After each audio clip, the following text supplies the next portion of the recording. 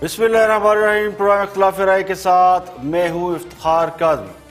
معیشت تباہ، ریلوے کا ستیہ ناش، پی آئی اے پر بین الاقوامی پابندیاں، پائلٹ جعلی، لائسنس کینسل، لوڈ شیڈنگ واپس، خزانہ خالی، غربت اور مہنگائی آسمان پر، قرضے دھڑا دھڑ، تبادلے دھڑا دھڑ، غیر متاثر کن کارکردگی، 2 سال میں اے بی آر کے 4 چیئرمین تبدیل، ہائر ایجوکیشن کے 9 سیکٹری تبدیل، آئی جی اور چیف سیکٹری تو پتہ نہیں کتنی بار بدلے۔ تو یہ ہے 2 سالہ کارکردگی۔ جو کہتے تھے وعدے پورے کریں گے، وہ اب کہتے ہیں کہ مدت پوری کریں گے۔ ملک کو ایک بار پھر لوڈ شیڈنگ اور مہنگائی نے لپیٹ میں لے لیا۔ کھانے پینے کی اشیاء کے دام ایک بار پھر آسمان پر پہنچ گئے۔ آٹا، چینی، گھی، ٹماٹر، سبزیوں، دالوں کے دام آسمانوں سے باتیں کر رہے ہیں۔ حتیٰ کہ یوٹیلیٹی سٹور پر بھی اشیاء کے دام مہنگے ہو گئے ہیں۔ اب نااہلی کہیں اسے یا قابلیت کا فقدان کہیں کہ حکومت ایک بحران سے نکلتی ہے تو دوسرا بحران منہ کھولے کھڑا ہوتا ہے اور دوسرا بحران خود ہی پیدا کر لیتے ہیں۔ یعنی آٹے کے بحران سے بچنے کے لیے حکومت نے ساری گندم بائی کر لی، خرید لی اور آٹے کے داموں میں اضافہ کرا بیٹھی، کیونکہ فلور ملوں کو پھر گندم ملی نہیں اور جو انہیں گندم ملتی رہی وہ مہنگی رہی، تو آج آٹا مہنگا ہو چکا ہے۔ پنجاب اور خیبر پختونخوا میں آٹے کے دام بڑھ چکے ہیں۔ آٹے کی قیمت میں اضافے کی وجہ سے روٹی مہنگی، نان مہنگا اور دیگر چیزیں بھی مہنگی۔ اور اب شنید یہ ہے کہ آئی ایم ایف نے تیسری قسط دینے کے لیے بجلی کی قیمت میں مزید 14 روپے فی یونٹ بڑھانے کا مطالبہ کیا ہے، تو بجلی 14 روپے فی یونٹ مہنگی کی جا رہی ہے۔ تو وزیر اعظم کی ہدایت کے باوجود نہ آٹا سستا ہوا نہ روٹی سستی ہوئی۔ ویسے تو وزیر اعظم کے کہنے کے باوجود نہ چینی سستی ہوئی اور نہ ہی پیٹرول کے دام واپس گئے۔ تو پنجاب میں اس وقت 20 کلو آٹے کے تھیلے کی قیمت، جو کہ پنجاب حکومت کہتی ہے 860 ہے، لیکن مارکیٹ میں بک رہی ہے 1050 روپے کی۔ اور حالت یہ ہے کہ اب تو الائچی اور نمک جیسی چیزوں کے بھی دام بڑھ گئے ہیں، دگنے ہو گئے ہیں۔ ہاں سب کیا کرتے تھے؟ اگر مہنگائی بڑھتی ہے تو اس کا مطلب ہے حکمران کرپٹ ہے۔ تو ویسے بھی آج کل جو چیزیں مہنگی ہوتی ہے اسے مافیا قرار دے دیا جاتا ہے۔ پہلے ہم نے چینی کو مافیا کہا، پھر گندم کو مافیا کہا، پھر آٹے کو مافیا کہا، پھر ٹرانسپورٹ کو مافیا کہا، پھر پیٹرول والوں کو مافیا کہا۔ اب اور بھی مافیا منہ کھولے کھڑے ہیں۔ آلو مافیا، ٹماٹر مافیا، سبزی مافیا، نمک مافیا اور الائچی مافیا۔ اب اس سے لڑنے کے دعوے کیے جائیں گے۔ مہنگائی اس وقت بھی 11-12% اوپر چلی گئی ہے۔ حکمران جماعت کے پچھلے سال بھی مہنگائی 13-14% تک پہنچ گئی تھی۔ دوسرے سال میں بھی مہنگائی تھوڑی سی نیچے آئی، لیکن اب واپس اسی طرف جا پہنچی ہے۔ تو بگڑتی ہوئی معاشی صورتحال، پیداوار میں مسلسل کمی، مہنگائی اور بے روزگاری بے چینی اور اضطراب بڑھا رہی ہے۔ لیکن حکومت اب بھی سیاسی مخالفین سے حساب چکتا کرنے پر تلی ہے۔ کہیں پر جے آئی ٹی کھیلی جا رہی ہے اور کہیں پر کوئی اور تماشا جاری ہے۔ پچھلے دور حکومت میں خاصا مہنگائی کا ذمہ دار حکومتوں کی کرپشن کو قرار دیتے تھے، بجلی کے بل جلایا کرتے تھے۔ تو سوال یہ ہے کہ آج مہنگائی کا ذمہ دار کون ہے؟ کیا اس کا ذمہ دار بھارت یا اسرائیل کو قرار دیا جائے گا، یا پھر ہاں صاحب اس پر بھی توجہ دیں گے؟ اور سپریم کورٹ نے ایک بار پھر نیب کی کارکردگی پر سوالیہ نشان لگا دیا ہے۔ سپریم کورٹ کا کہنا ہے کہ نیب کا ادارہ کام نہیں کر رہا، کرپشن کے مقدمات جلد نپٹانے اور نیب ریفرنس کے فیصلوں کے لیے سپریم کورٹ نے 120 نئی احتساب عدالتیں بنانے کا حکم دے دیا۔ سپریم کورٹ میں لاکھڑا کول مائننگ پاور پلانٹ کی تعمیر میں بے ضابطگیوں سے متعلق از خود نوٹس کیس کی سماعت ہوئی۔ نیب کی جانب سے ریفرنس کا فیصلہ نہ ہونے پر چیف جسٹس نے برہمی کا اظہار کر دیا۔ چیف جسٹس نے کہا کہ ریفرنس کا جلد فیصلہ نہ ہونے سے نیب قوانین بنانے کا مقصد ختم ہو جائے گا۔ 20 سال سے نیب کے ریفرنس زیر التوا ہے، فیصلے کیوں نہیں ہو رہے؟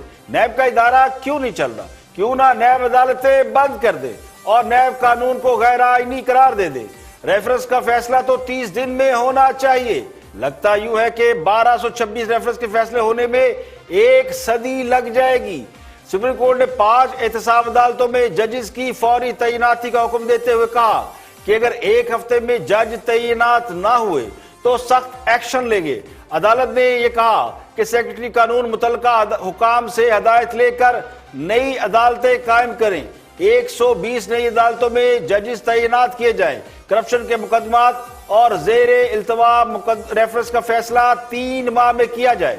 عدالت نے آئندہ سماعت پر attorney general, prosecutor general, secretary قانون کو پیش ہونے کا حکم دے دیا، جبکہ چیئرمین نیب سے بھی ریفرنس کو جلد نپٹانے سے متعلق تجاویز طلب کر لی۔ اور اب بات کرتے سندھ اور وفاق کے جھگڑے کی۔ کل وفاق نے یعنی وفاق کی وزیر علی زیدی نے ایک جے آئی ٹی رپورٹ پیش کی، جس نے سندھ حکومت کی طرف سے پیش کی گئی عزیر بلوچ کے حوالے سے جے آئی ٹی کو نگیٹ کیا۔ علی زیدی کہتے ہیں کہ جو جے آئی ٹی ان کے پاس ہے وہ اصلی ہے۔ انہوں نے سپریم کورٹ سے بھی اس کی تحقیقات کا مطالبہ کیا۔ تو شاہ زیب خانزادہ کے پروگرام میں علی زیدی خود موجود تھے، ان سے چند اہم سوال پوچھے گئے، اس کا انہوں نے کیا جواب دیا کہ جو جے آئی ٹی علی زیدی کے پاس ہے اس کی ان کی نظر میں کیا اہمیت ہے۔ میں ہیں جن لوگوں سے آپ سوال کر سکتے ہیں، میں صرف یہ بول رہا ہوں کہ آپ ساری ذمہ داری سپریم کورٹ پہ نہ ڈالیں۔ بہت سارے سوالات وزیر اعظم کر سکتے ہیں، اداروں سے بھی، اتحادیوں سے بھی۔ ہو سکتا ہے انہوں نے کیے ہوں اور سب چیزیں آپ کو بتانے کی نہیں ہوں۔ آج صبح انہوں نے بتایا کہ میں نے پوچھا تھا جب آپ کو کہا کہ پریس کانفرنس کر دو جا کے۔ انہوں نے کہا کہ میں پریس کانفرنس کرنے جا رہا ہوں، یہ چیزیں لکھی، انہوں نے کہا کرو۔ آپ اتحادیوں کے بارے میں کچھ کوئی بات کہ ہاں میں نے پوچھی تھی، مرزا سے میں ملا تھا، کوئی ایسی بات؟ جب میں نے ان کے سامنے جے آئی ٹی رکھ دی تو وہ انگریزی پڑھنا جانتے ہیں نا، آکسفورڈ ایجوکیٹڈ وزیر اعظم ہے، انگریزی پڑھنا جانتے ہیں نا، تو ان کے پاس ہے جے آئی ٹی ہے۔ صاحب یعنی اب جو کاروائی کرنی ہے سپریم کورٹ نے ہی کرنی ہے۔ آپ بطور حکومت اپنے اتحادیوں سے، M Q M, Zulfiqar Mirza, کاروائی اسی لیے میں تو اپیل کر رہا ہوں سپریم کورٹ سے کہ کاروائی کرے۔ بہت شکریہ علی زیدی آپ صاحب، اس کو ٹویسٹ سے چلے جاتے ہیں، بسم اللہ کریں۔ دیکھیں لگتا یوں ہے کہ حکومت سندھ حکومت کو یعنی فیڈرل گورنمنٹ سندھ گورنمنٹ کو سپریم کورٹ میں لانا چاہتی ہے۔ حکمران جماعت ایک ایسی جے آئی ٹی رپورٹ جس کے بارے میں وہ خود یہ کہہ رہے ہیں کہ اس پر متعلقہ اداروں کے دستخط موجود نہیں، اس کی بنیاد پر سپریم کورٹ سب کو عدالت میں بلا لے، یہ مطالبہ اپنی جگہ ایک بہت بڑا مذاق لگتا ہے۔ پہلے تو فیڈرل گورنمنٹ یہ پروو کرے کہ جو جے آئی ٹی ان کے پاس ہے وہ واقعی اتھینٹک ہے، اس کی اتھینٹسٹی سامنے آئے تو پھر سپریم کورٹ کو چاہیے کہ بلا لیں۔ لیکن جس طرح سنی سنائی باتوں پر ایک فاضل جج کو ان کے عہدے سے ہٹانے کے لیے ریفرنس دائر کر کے حکومت نے جو نیک نامی پہلے کمائی ہے، لگتا ہے کہ اس سے کوئی سبق نہیں سیکھا گیا، اور اسی طرح کی ایک اور کوشش کی جا رہی ہے۔ اب یہ تو سپریم کورٹ کا سوابدیدی اختیار ہے، فاضل عدالت یہ سمجھے کہ فیڈرل گورنمنٹ کے وزیر کی درخواست آئی ہے تو اس کو کس طرح انٹرٹین کرنا ہے، تو یہ ان کا ایک سوابدیدی اختیار ہے۔ لیکن یہ بات کھل کر سامنے آ چکی ہے کہ جو جے آئی ٹی علی زیدی سامنے لے کر آئے ہیں اس کے مصدقہ ہونے کا کوئی ثبوت ان کے پاس نہیں ہے، جبکہ سندھ کے پاس جو جے آئی ٹی ہے وہ دستخط شدہ ہے، اس پر انویسٹیگیٹو اداروں کے دستخط ہے۔ اب یا تو جنہوں نے تحقیقات کی ہے وہ خود یہ کہیں کہ جو رپورٹ سندھ حکومت نے جاری کی ہے وہ درست نہیں ہے۔ میں یہ نہیں کہتا کہ سندھ حکومت سچ بول رہی ہے یا علی زیدی جھوٹ بول رہے ہیں یا علی زیدی سچ بول رہے ہیں، سندھ حکومت جھوٹ بول رہی ہے۔ میں تو حقائق کا غیر جانبدارانہ تجزیہ کر رہا ہوں، اور میرے مطابق علی زیدی کی جو کل کی پریس کانفرنس تھی وہ بالکل خسیانی بلی کھمبا نوچنے کے مترادف تھی، کیونکہ وہ پارلیمنٹ کے اندر ایک ایسی جے آئی ٹی لہرا چکے تھے جو ویریفائیڈ نہیں تھی۔ اگر وہ ویریفائیڈ رپورٹ لے کر آتے اور تو لوگ ان کے ساتھ کھڑے ہو جاتے، تو پرائم منسٹر نے اپنے ایک وزیر کو آگے کر دیا، اور سوال یہ ہے جو سوال پوچھے جا رہے ہیں کہ خود کسی ادارے سے وزیر اعظم نے اس پر رپورٹ طلب کیوں نہیں کی؟ اگر وزیر اعظم کسی ادارے کو بلا کے جے آئی ٹی سامنے رکھتے اور ان سے پوچھتے کہ اس میں سچ کیا غلط کیا ہے تو انہیں سچ اور جھوٹ کا پتہ چل جاتا۔ تو اگر انہوں نے جواب لے لیا ہے اور کسی ادارے نے ان کو اس جے آئی ٹی کے سچ اور جھوٹ ہونے کا بتا دیا ہے تو وہ جواب انہیں قوم کے سامنے رکھنا چاہیے تھا، دودھ کا دودھ اور پانی کا پانی ہو جاتا۔ لیکن اگر صرف تماشا لگانے کا شوق ہے تو شوق سے لگائیے، کیونکہ یہ ملک آپ کے کھیل تماشوں کے لیے بنا ہے۔ یہاں پہ لیں گے ایک بریک، اور بریک کے بعد واپس آئیں گے اور بھی ہم موضوعات آپ کے ساتھ شیئر کریں گے، ہمارے ساتھ ہی۔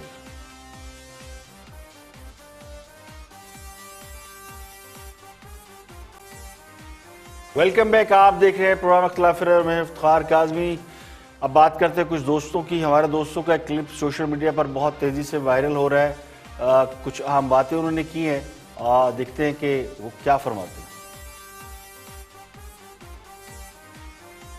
जिस जिस ज़िले में अच्छा डिप्टी कमिश्नर और अच्छा डीपीओ बैठा है वहाँ पे सूरत हाल बिल्कुल अच्छी मिलेगी। और वज़ीर आला पंजाब जो हैं उनके साथ आप भी जाएं। माफ करना जी। साबर शाकर, माफ करना, मुझे अल्लाह ताला के उस रब्बुल आलमीन की कसम खाकर कहता हूं कि आज शाम एक वफाकी वजीर ने कहा है कि उसके जिले में एक शख्स को 3 करोड़ रुपया रिश्वत लेकर डीसी लगा दिया गया। आप पता नहीं कोट टाई पहन के वहां इस्लामाबाद के ठंडे मौसम में आपको कौन खबरें देता है? जाए पहले इसकी तस्दीक करें। और मैं कहता हूं कि हमने नवाज शरीफ और शहबाज शरीफ के कौन से हमारी जाती दुश्मनी थी? अगर यही कुछ होना था तो फिर हमें इमरान खान की दयानतदारी पर किस लिए हम हर वक्त आंखें बंद करके बैठे रहे? आप मुझे मजाक करते हैं। वो पूछ ले, जाके इससे पूछ ले। वो 3-3 करोड़ रुपए जो दे के छोटे छोटे जिलों के डीसी लगेंगे, वो उन्होंने हराम काम करना है। उन्होंने पहले 15 करोड़ इकट्ठा करना है। तो सही बात है ना। मैं आपको वफाकी वजीर को, और मैंने कसम खा के कहा है आपको खुदा की कि मुझे वफाकी वजीर ने कहा है जहां मर्जी मुझे खड़ा कर ले। आप बातें करते जा रहे हैं, तो चौधरी साहब, उससे मिल लो, इससे मिल लो, चौधरी साहब, और एक मेरे बात- से ज्यादा कौन मिलने को तैयार है? तो सुन तो लें। एक बात ये बताएं, वफाकी वजीर जो हैं वो काबीना में ये बात क्यों नहीं बताते? काबीना में बताना चाहिए। पता नहीं, हमें क्या पता है। हाँ, वो जिस वफाकी वजीर की भी है जो आपको या मुझे बताते हैं, उनको ये बात कैबिनेट में बतानी चाहिए। कैबिनेट ही बता सकते। वज़ीर आज़म इमरान खान को बताएं, जाके अपने कप्तान को बताएं। अगर वो नहीं करते तो फिर बताएं। ये जो इस वक्त हो रहा है, ये शेख रशीद साहब का वो बड़ा ज़बरदस्त शॉट है। यहाँ पे चौधरी साहब ये हो रहा है कि एक वज़ीर दूसरे वज़ीर की टांगें खींच रहे हैं। एक वज़ीर एक कौमी असम्बली में गुलाम सरवर खान साहब कहते हैं, एक रिपोर्ट सबमिट करते हैं। दूसरे दिन प्रेस कॉन्फ्रेंस होती है उनके वज़ीर की, और अली जैदी साहब बैठ के जवाब दे रहे होते हैं, और उनको पता नहीं उनकी वजारत की प्रेस कॉन्फ्रेंस वो कर रहे होते हैं। जब इस तरीके से एम्बेरसमेंट की जाएगी तो फिर क्या होगा? ये भी तो सोचें। नहीं, ये साबर शाकिर साहब के मशवरे से कर रहे हैं। नहीं जी, ना आपका मशवरा ना मेरा मशवरा, ये तो बचगाना हरकतें। और क्या है? एक तो इनके सारे ट्विटर अकाउंट बंद कर देने चाहिए, जो सारा दिन ट्विटर अकाउंट पे लड़ते रहते हैं। जब अगर कोई हुकूमत का हमायती मीडिया कस्में खा खा कर ये बता रहा है कि पंजाब में 3-3 करोड़ रुपए लेकर डिप्टी कमिश्नर लगाए जा रहे हैं और ठेकेदारों से करोड़ों रुपए वसूल किए जा रहे हैं। चूंकि ये बातें एक वफाकी वजीर के हवाले से कही जा रही हैं और तब्दीली का ढोल बजाने वाले एंकर भी यही बातें कर रहे हैं, तो रिश्वत और करप्शन का इल्जाम लगाने वाले भी हुकूमती टीम का हिस्सा है, और जिन पर इल्जाम लग रहा है वो भी हुकूमती टीम के लोग हैं। तो लगता ही हो कि देवरानी और जेठानी में कोई लड़ाई हो रही है। तो जब हुकूमत के लोग अपने लोगों की करप्शन की दास्तानें सुनाते हैं, तो फिर लोग ये क्यों ना कहें कि उल्टी गिनती शुरू हो गई है। तब्दीली सरकार के मदासराओं को अल्लाह जाने क्या हो गया है। अब या तो कश्ती में सुराख नजर आ गया है कि छलांगे मारी जा रही हैं, या कुछ ज्यादा ही पेट भर गए हैं कि बुरे बुरे ख्वाब दिखाई दे रहे हैं। तो उन तजिया निगारों की एक लंबी फहरिस्त बनती नजर आ रही है जो खान साहब के बहुत बड़े फैन थे और अब वो फैन क्लब छोड़ रहे हैं। अभी भी कुछ है जो 2 कश्तियों में पांव डाले बैठे हैं कि ये डूबी तो वो और वो डूबी तो ये, और कुछ ऐसे हैं कि जो वो भी पलटा खाए हुए हैं। तो वो लोग जो नवाज शरीफ से रोजाना बैठकर जुबानी कलामी अरबों रुपए निकलवा रहे थे कि अब $3 अरब दे दिए, अब 10 पे मान गए हैं, हुकूमत 15 मांग रही है, या $100 मांग रही है, $100 अरब मांग रही है। रोजाना बैठ के अरबों डॉलर की कहानियां में सुनाई जाती थी कि करप्शन की रकम निकलवाई जा रही है। तो अब उनकी अपनी चारपाई के नीचे से चोर और करप्ट निकल रहे हैं। और कराची की बात करते हैं। कराची में JIT का बहुत ही शोर है और कराची की जो पॉलिटिकल डायनामिक्स है उस पर बात कर रहे हैं। पीपल पार्टी के बड़े आम और सीनियर रहनुमा कमरुज़्ज़मान कायरा और जनरल रिटायर्ड शुएब अमजद, इनकी डिबेट हो रही है। कराची के हवाले से देखते हैं कि क्या आउटकम है।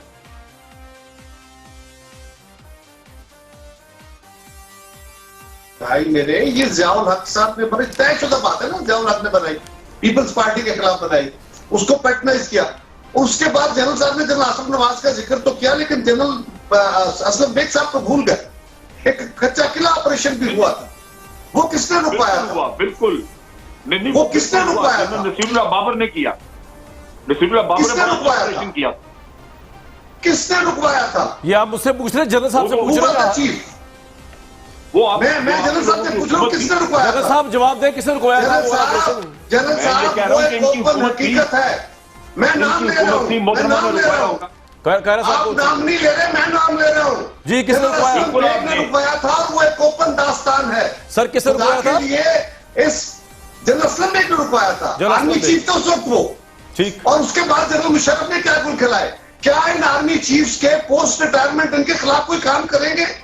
ایم کیو ایم جن کے بارے میں وہ لوگ جو آج منسٹر بیٹھے ہیں یا اہم عہدوں پہ بیٹھے ہیں, وہ الطاف حسین صاحب, وہ لنڈن ان کی ساری جماعت, اور آپ نے ان لوگوں کے خلاف جا کے ہندوستان میں ٹریننگ لینے کے, پیسے لینے کے, جناب پور کے کیا کیا الزام نہیں لگائے. اور آج یہ پھر اگر حکومتوں میں بیٹھے اور آپ ان کو سپورٹ کرتے رہے, ہمارے کچھ لوگ ہماری حکومت اداروں کے, تو کیا ان کے خلاف کوئی ایکشن ہوگا؟ کوئی پوچھے گا ان کو؟ کیا صرف ہم جو اس ملک کے لیے مرتے رہے, جمہوریت کے لیے مرتے رہے, قربانیاں دیتے رہے, گالیاں ہمارے حصے میں آئیں گی؟ 2008 میں کوئی دادی کس نے بنائے؟ اچھا میرا آپ سے سوال ہے جنرل صاحب, میرا آپ سے سوال ہے, آج کی حکومت کو کس نے بنایا ہے؟ جب آپ کو ضرورت پڑے تو اتحادی. یار آواز نہیں آ رہی. جنرل صاحب کو ذرا چپ کرا کے میں آپ نے غلط بحث چھیڑ دی ہے, آپ نے غلط بحث چھیڑ دی ہے. میرا سوال یہ ہے کہ آج کی حکومت کے ساتھ ایم کیو ایم کو کس نے جوڑا ہے؟ ہاں یہ سوال ہے. آپ خود کہتے تھے غدار ہے, کیا سر گورنمنٹ سے پوچھ لوں, کہہ اپنے ساتھ ملایا ہے؟ رہا صاحب گورنمنٹ سے پوچھ لیتے ہیں. یہ بات کسی سے ڈکی چھپی نہیں ہے کہ طاقتور حکومت طاقتور لوگوں کو کسی بھی صورت گوارا نہیں, کمزور حکومتیں ڈیلیور نہیں کر پاتی. تو یہی پاکستان کا سب سے بڑا المیہ ہے کہ سیاسی حکومتوں کو طاقتور ہونے نہیں دیا جاتا. نواز شریف جب تیسری بار پرائم منسٹر منتخب ہوئے تھے تو انہیں 2/3 میجورٹی مل گئی تھی, اور اس وقت بھی یہ کہا جاتا تھا کہ نواز شریف کو ناگزیر سمجھ کر ان کی فرمائش پر 2/3 اکثریت دی گئی ہے. تو انہیں نہ اتحادیوں کی بلیک میلنگ کا کوئی خطرہ تھا, نہ حکومت کے گر جانے کا کوئی ڈر تھا. تو خلق خدا نے یہ بھی نظارہ دیکھا کہ وہ دوسرے طریقے سے فارغ ہو گئے. تو خان صاحب کی بھی گورنمنٹ آپ دیکھیں تو انہیں بھی پرانے فارمولے کے تحت حکومت ملی ہے, وہی اتحادی, وہی الزامات. اب کوئی مانے یا نہ مانے, تو یہ تاثر ہمارے ہاں موجود ہے کہ ہمارے ہاں پولیٹیکل گورنمنٹس بندوبست کے تحت بنتی ہیں, یعنی پہلے سے طے ہو جاتا ہے کہ سرکار کس کس کی ہوگی, اور وہ ملی جلی سرکار بنائی جاتی ہے. تو 2/3 اکثریت کی بجائے معمولی اکثریت کی بنیاد پر حکومتیں بنائی جاتی ہیں تاکہ ہمیشہ ان پر تلوار لٹکتی رہے. کرپٹ اتحادی اسی فارمولے کا حصہ ہوتے ہیں. تو کرپٹ اتحادیوں کے بل بوتے پر ملنے والی جماعت کتنا ہی اچھا کام کیوں نہ کر لے, لیکن چونکہ اتحادی کوئی نہ کوئی ایسی واردات ڈال رہے ہوتے ہیں, جیسے ذوالفقار مرزا حکومت کے اتحادی ہیں لیکن ان پر ایک کوسچن مارک آ گیا تو مشکل ہو جاتا ہے حکومت کے لیے ڈیفینڈ کرنا. یعنی نہ اتحادیوں کی وجہ سے وہ خود پر پڑنے والی گالیوں اور ذمہ داریوں سے بچ سکتے ہیں, نہ اتحادیوں سے جان چھڑا سکتے ہیں. تو ایم کیو ایم ہر حکومت کا حصہ بن جاتی ہے, اور اس طرح چھوٹے چھوٹے اتحاد, جی ڈی اے, یہ اس طرح بن جاتے ہیں. تو ایم کیو ایم جس پر بہت زیادہ الزامات بھی, تو ہر صوبے میں ایک آدھ جماعت ایسی ضرور موجود ہے جسے طاقتور حلقوں کی حمایت حاصل ہوتی ہے, اور وہ جماعت ہر صوبے یا مرکز میں شیئر ہولڈر بھی ہوتی ہے. تو یہ ہے فارمولہ. تو اس طرح کے فارمولوں کی وجہ سے ہم 2 قدم آگے جاتے ہیں تو پھر 4 قدم پیچھے جانا پڑتا ہے. تو اس سوچ کو یا اس طریقہ کار کو میرا خیال ہے کہ اس کو ریڈو کرنے کی اور ری تھنک کرنے کی ضرورت ہے. اور وفاقی وزیر فیصل واڈا گفتگو کر رہے ہیں پاور پلے میں, دیکھتے ہیں کہ وہ کیا فرماتے ہیں. واچ فیصل واڈا. جماعتوں کی بات چیت سنی, مولانا فضل الرحمان نے اے پی سی کا بھی اناؤنس کر دیا ہے, کوئی خطرہ تو نہیں ہے؟ آپ ایڈ کے لیے جا تو نہیں رہے یا میں کنٹینیو کر لوں؟ آپ کنٹینیو کر لیں. اچھا سر, ایک تو یہ کہ یہ پھر سے ایک آل پارٹیز فلاپ کانفرنس ہونے جا رہی ہے. آپ کہیں تو میں پرچے میں پچھلی بار کی طرح اللہ کے حکم سے لکھ دوں تو آپ اگلی بار دکھا سکیں کہ پچھلی بار تو شاید تھوڑی بہت اتنی سی گنجائش رہے گی تھی منہ چھپانے کی. اب تو یہ کچھ بھی دکھانے کے قابل نہیں رہیں گے شکل وکل, سیاسی طور پر ویسی فارغ ہو چکی ہے. یہ فلاپ کون. دوسری بات ہے کہ پیپلز پارٹی کو دھوکہ دیا ہے نون لیگ نے پھر سے ایک دفعہ بجٹ کے اندر. بجٹ میں شروع میں آپ نے دیکھا وہ مائک کھینچ کے آپس میں باتیں کر رہے تھے کہ جی ہم یہ نہیں ہونے دیں گے, وہ نہیں ہونے دیں گے. اور انٹرنل سپورٹ کیا تھی؟ انٹرنل سپورٹ ہمیشہ پی ٹی آئی کی نون لیگ نے کی ہے. نون لیگ سمجھتی ہے کہ تحریک انصاف جو کام کر رہی ہے وہ ان سے بہتر کام کر رہی ہے, تو آپٹکس دکھانے کی کچھ اور ہوتا ہے. پریس کانفرنس میں ساتھ بیٹھتے ہیں, روزے کی افطاریاں کرتے ہیں, ٹھیک ہے, شوگر میلہ لگا رہتا ہے, عمران خان صاحب کی ریزگنیشن کی بات کر لیتے ہیں, پریس ان کو کور کر لیتی ہے. تو یہ ایک اور فلاپ پارٹی ہونے جا رہی ہے آل پارٹیز کانفرنس. فیصل واڈا جو بھی دعویٰ کرتے ہیں ہمیشہ اس کا الٹ ہی نکلتا ہے. اب یہ حالات کی ستم ظریفی ہے یا اتفاق ہے کہ جو بھی دعویٰ فیصل واڈا صاحب کرتے ہیں اس کا ریورس لوگ دیکھتے ہیں.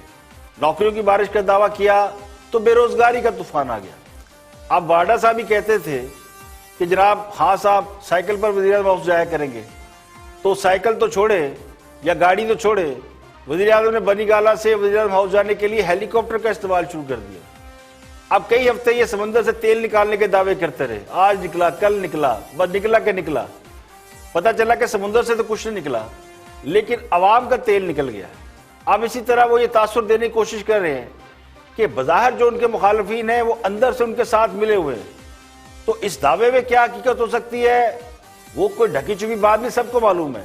کیونکہ کل تک یہی الزام لگاتے تھے کہ اپوزیشن حکومت نہیں چلنے دیتی اور ہم کسی کو این آر او نہیں دیں گے, اور انہی کا یہ دعویٰ ہے کہ مریم نواز کو انہوں نے باہر جانے سے روک رکھا ہے.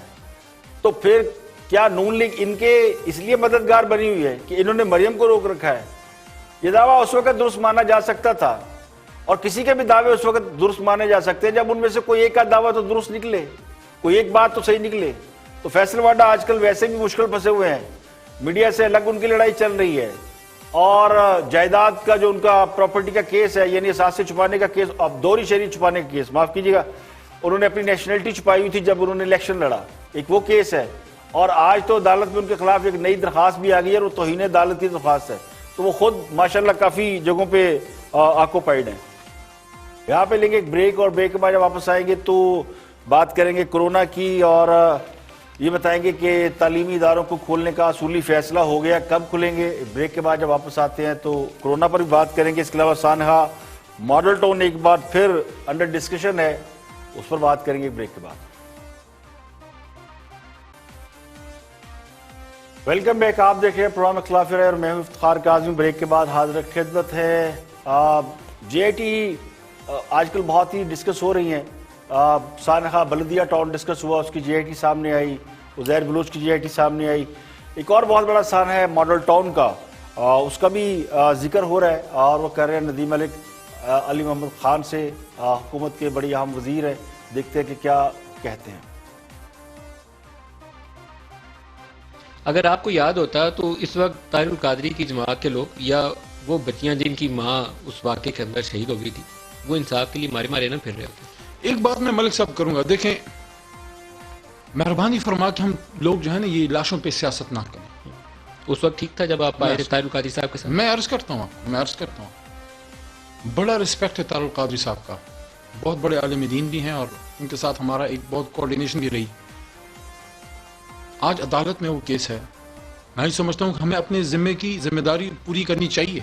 کیا آپ نے کیا طاہر القادری صاحب انہوں نے پوری کی؟ کیا یہ ذمہ داری صرف عمران خان کی یا تحریک انصاف کی تھی؟ کیا یہ ایک سب کی ایک مشترکہ کوشش نہیں تھی؟ دوسری چیز یہ ہے کہ جب آپ بات عدالت میں چلی جائے, ذمہ داری سے آنکھیں مت چرائیے. دوسری چیز ملک صاحب یہ ہے, ماڈل ٹاؤن آپ کی ذمہ داری ہے, بالکل ہے ہماری, لیکن جب عدالت میں کیس ہو ایک حد تک آپ اس کو پش کر سکتے ہیں. جس طرح اب یہ جے آئی ٹی کی بات ہے, کیوں ایک فیڈرل منسٹر کو سپریم کورٹ آف پاکستان سے ریکویسٹ کرنی پڑ رہی ہے کیونکہ عدالت میں حکومت وقت کا اختیار. فیڈرل منسٹر نے ایک پریس کانفرنس ماڈل ٹاؤن پہ کیوں نہیں کی؟ لیکن یہ چیز یہاں پولیٹیکلی سوٹ کرتا ہے, وہاں سوٹ نہیں کرتا. نہیں ٹھیک ہے, آپ اس کو ہر طرح کے رنگ دے سکتے ہیں, لیکن میں دیکھیں model town is equally important. جتنا بلدیہ ٹاؤن کا ہے اتنا ہی ماڈل ٹاؤن کا ہے. ماڈل ٹاؤن کا ہمارا ایک بھائی بیٹھا ہے, ان کی جماعت کے دور میں یہ سارا ہوا ہے. مجھے نہیں پتا اس کو کس طرح رسپونڈ کریں گے. انہوں نے ان کے دور میں 2014 میں یہ واقعہ ہوا اور 18 تک ان کی حکومت رہی, اور وزیر اعلیٰ جو ہے اس وقت شہباز شریف صاحب جو اپوزیشن کے لیڈر ہیں ان پہ بڑے اس پہ اور ان کی حکومت پہ بڑے الزامات اس پہ آئے. یہ چیزیں ساری ایسی ہیں کہ میں اس نقطے پہ ختم کرتا ہوں کہ ریاست دیکھیں، ریاست رہتی ہے، حکومتیں آتی جاتی ہیں. ریاست پاکستان کے ادارے اور ہم حکومتیں، ہم سب کی رسپانسبلٹی بنتی ہے کہ ایک جو بھی فوت ہوا ہے جس کا کوئی پوچھنے والا نہیں ہے، ہم نے ان سب کو انصاف دلانا ہے، چاہے وہ ماڈل ٹاؤن ہو، چاہے وہ بلدیہ ٹاؤن ہو، چاہے وہ حکیم محمد سعید کے شہید کا واقعہ ہو، چاہے وہ ولی خان بابر کا ہو، چاہے وہ کسی کا بھی ہو. امتیاز شیخ صاحب کے بعد لاشوں پر سیاست نہ کرنے کا مطالبہ جو لوگ آج کر رہے ہیں، یہ وہی لوگ ہیں جو کل ڈاکٹر طاہر القادری کے ساتھ کنٹینر پر کھڑے اس لیے ہوئے تھے کہ سانحہ ماڈل ٹاؤن کے شہداء کو انصاف دلا سکیں. آج سانحہ ماڈل ٹاؤن پر بات کرنا لاشوں پر سیاست لگتا ہے. اس بات سے قطع نظر کہ سانحہ ماڈل ٹاؤن کی حقیقت کیا ہے، یہ کیوں ہوا، اس کے پیچھے کیا سازش تھی، کون چاہتا تھا کہ لاشیں گرے، یہ بہت بڑی لمبی کنٹروورسی ہے. لیکن اسلام آباد میں چڑھائی کرنے کی بنیاد بھی یہی واقعہ بنا تھا. اس وقت بھی لاشیں گرانے کا منصوبہ تھا.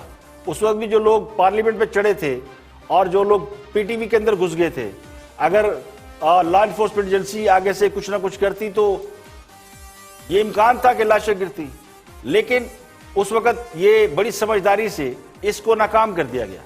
لیکن اس سارے پروسیس کی وجہ سے حکومت کمزور ہوئی. لیکن چونکہ حکومت اس دھرنے یا کی وجہ سے نہیں گری تھی اور سانحہ ماڈل ٹاؤن کا پروٹیسٹ کرنے کی وجہ سے نہیں گری تھی، تو پھر سانحہ ماڈل ٹاؤن بھی پیچھے رہ گیا. اب جن لوگوں نے باقی وعدوں کو کوئی اہمیت نہیں دی، جنہوں نے عوام سے درجنوں وعدے کیے تھے، ان کو خاطر میں نہیں انہوں نے رکھا، تو پھر ان کی نظر میں سانحہ ماڈل ٹاؤن کے شہداء کو انصاف دلانے کے وعدے کی کیا اہمیت رہ جاتی ہے. آج تو خان صاحب کی اپنی حکومت ہے.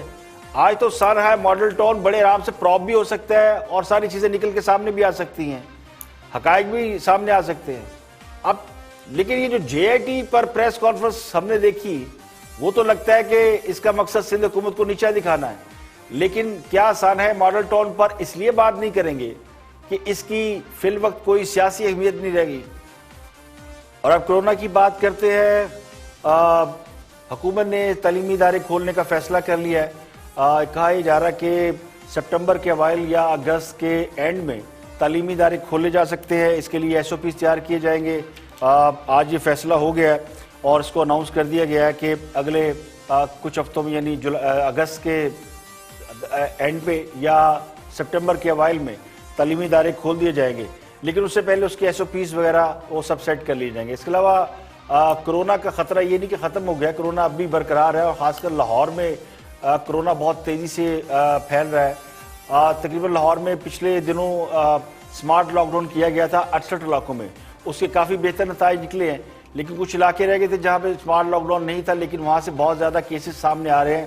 تو حکومت یہ کہتی ہے کہ لاہور کے تقریباً 7 علاقوں میں دوبارہ لاک ڈاؤن جو ہے وہ لگایا جائے گا. اسمارٹ لاک ڈاؤن ہوگا، لیکن اسمارٹ لاک ڈاؤن کا مطلب یہ کہ علاقہ پورا سیل ہوگا. اس میں وابڈا town, E M E society, اس کو مکمل بند کرنے کا فیصلہ کیا گیا ہے کیونکہ یہاں سے بہت سے کیسز سامنے آ رہے ہیں. اس کے علاوہ جوہر ٹاؤن، گرین ٹاؤن، چونگی امر سدو اور اس کے مضافاتی علاقے ٹاؤن شپ 1، 2، یہ دونوں علاقے یہاں پر سمارٹ لاک ڈاؤن ہوگا. قائد اعظم انڈسٹریل اسٹیٹ کے کچھ حصوں میں لاک ڈاؤن لگایا جائے گا اور اس کے علاوہ ای ایم ای سوسائٹی ہے وہاں پہ لاک ڈاؤن لگایا جائے گا. تو 7 علاقے ہیں بڑے بڑے جہاں پہ آج رات سے 12 بجے سے لاک ڈاؤن کیا جائے گا. ذرا یہ کہتے ہیں کہ ای ایم ای سوسائٹی یہاں بہت ہی تیزی سے مریض سامنے آ رہے ہیں. تقریباً 200 مریض سامنے آئے ہیں. وابڈا ٹاؤن میں 360 افراد ہیں، جبکہ 14 دن میں وابڈا ٹاؤن میں 190 مریض سامنے آئے. جوہر ٹاؤن میں 700 مریض سامنے آئے ہیں. پچھلے 14 دن میں 310 نئے مریض سامنے آئے ہیں. تو 1000 مریض تو اسی علاقے میں سامنے آئے. اس کے علاوہ چنگی امر سدو وہ علاقہ ہے جہاں سے مریض سامنے آ رہے ہیں. تو بہت سے علاقے ایسے ہیں جہاں پہ لاک ڈاؤن کیا جا رہا ہے. اس کے علاوہ گزشتہ اسلام آباد میں جو 3 علاقے ہیں G61، G62 اور G72، یہاں پہ لاک ڈاؤن ختم کر دیا گیا ہے. یہ 3 علاقے ایسے تھے جہاں پہ کئی روز سے لاک ڈاؤن تھا.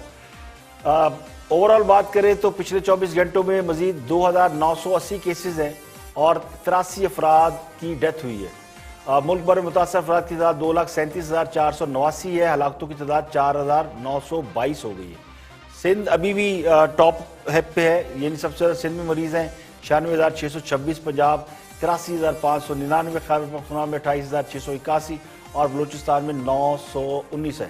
اسلام آباد میں 13,650 اور گلگت بلتستان میں 1595، آزاد کشمیر میں 1419 افراد متاثر ہیں۔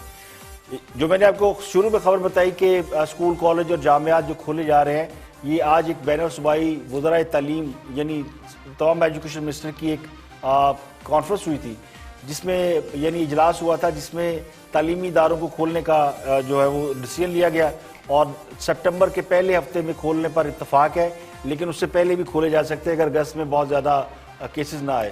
اس کے علاوہ پیشہ ورانہ تعلیم کے امتحانات لینے کی اجازت دینے کا بھی فیصلہ کیا گیا ہے، یعنی ساتھ کے امتحان بھی ہوں گے۔ 1 ستمبر سے پہلے 2 اجلاس ہوں گے جس میں مزید تفصیلات طے کی جائیں گی۔ صوبوں سے مشاورت کے بعد تجاویز قومی رابطہ کمیٹی کو بھجوائی جائیں گی اور اس کی حتمی منظوری NCOC یعنی national command and operation center دے گی، اور کہا جا رہا ہے کہ کل اس کی منظوری ہو جائے گی۔ اس کے علاوہ محکمہ صحت نے جو رپورٹ جاری کی ہے اس کے مطابق کرونا وارڈز میں ڈیوٹی کرنے والے کرونا متاثر ڈاکٹر اور دیگر سٹاف کی تعداد 5834 ہو گئی ہے، جبکہ کرونا وارڈ میں تعینات ڈاکٹر اور عملے کے لوگ جو ہیں یعنی 4702 لوگ ہیں جو متاثر ہوئے۔ ICU میں جو کام کرتے ہیں ان کی تعداد 1132 ہے، یعنی ڈاکٹر اور دیگر عملہ۔ اس کے علاوہ front line worker Khyber Pakhtunkhwa میں جو کام کر رہے ہیں کرونا کے حوالے سے، ان میں 1926 لوگ متاثر ہیں۔ دوسرے نمبر پر سندھ میں متاثر ہو رہے ہیں لوگ 1679 لوگ ہیں، یہ فرنٹ لائن ورکر کہلاتے ہیں جو کرونا کے لیے ہیلپ آؤٹ کرتے ہیں آگے۔ تو آبادی کے لحاظ سے سب سے بڑا جو صوبہ پنجاب ہے اس میں 1100، اور رقبے کے لحاظ سے سب سے بڑا صوبہ بلوچستان، یہاں پہ 437 ڈاکٹر اور عملہ متاثر ہوا ہے، یہ سب کرونا انفیکٹڈ ہے۔ رپورٹ یہ کہتی ہے کہ اسلام آباد میں 475، گلگت بلتستان میں 119 اور آزاد کشمیر میں 108 ڈاکٹر اور عملہ متاثر ہوا ہے۔ تو یہ طبی عملہ ایک بڑی تعداد ہے جو کہ لوگوں کو کرونا وائرس سے بچانے کے لیے کام کر رہا ہے۔ تو جتنے کرونا مریض ہیں اتنے ہی ڈاکٹر عملہ، یعنی وہ بھی بہت بڑی تعداد ہے کہ جو کہ متاثر ہوئی ہے۔ دنیا بھر میں تعداد 1,19,54,000 تک پہنچ گئی ہے، یہ کرونا افیکٹڈ لوگ ہیں، اور مرنے والوں کی تعداد یعنی اب تک جو کرونا سے مرے ہیں 5,46,720 ہے۔ امریکہ میں ایک بار پھر ریشو بڑی ہائی ہوئی ہے اور سب سے زیادہ یہاں پہ کیجویلٹی ہو رہی ہے، اب تک 1,33,972 لوگ کرونا کے باعث ان کی ڈیتھ ہوئی ہے۔ مجموعی تعداد متاثر افراد کی 30,97,084 ہوئی ہے، اور برازیل دوسرے نمبر پر ہے جہاں 16,74,000 لوگ متاثر ہے اور 66,868 زندگیاں نکل چکا ہے کرونا۔ ہندوستان میں ہندوستانی ایک 2 چیزوں میں الجھے ہوئے ہیں، وہاں سے جو ہمیں رپورٹس آ رہی ہیں، ایک تو چین سے جب سے ان کا جھگڑا ہوا ہے اور چینیوں سے جو پٹائی ہوئی ہے اور گورنمنٹ اسی کو میک اپ کرنے میں، اسی کو کور کرنے میں لگی ہے، جبکہ وہاں پہ اور بھی چیزیں ہیں، یعنی کرونا جو ہے وہ اگنور ہو رہا ہے۔ تو ہندوستان میں کرونا بڑی تیزی سے بڑھ رہا ہے۔ ہندوستان میں 7,42,000 لوگ جو ہے وہ کرونا سے متاثر ہے اور 20,642 لوگ اس سے مر چکے ہیں، اور جو ہمیں بدھ کے روز اعداد و شمار جاری کیے گئے اس میں یعنی ایک دن کے اندر بھارت میں 22,752 کیس جو وہ سامنے آئے ہیں۔ تو متاثر افراد جو انڈیا میں تقریباً 7,42,417 ہو گئے۔ آج کے لیے اتنا ہی، کل پھر حاضر ہوں گے مزید خبروں، تبصروں، تجزیوں کے ساتھ۔ پروگرام اختلاف رائے سے افتخار کاظمی کو اجازت دیں، اپنا بہت بہت خیال رکھیے۔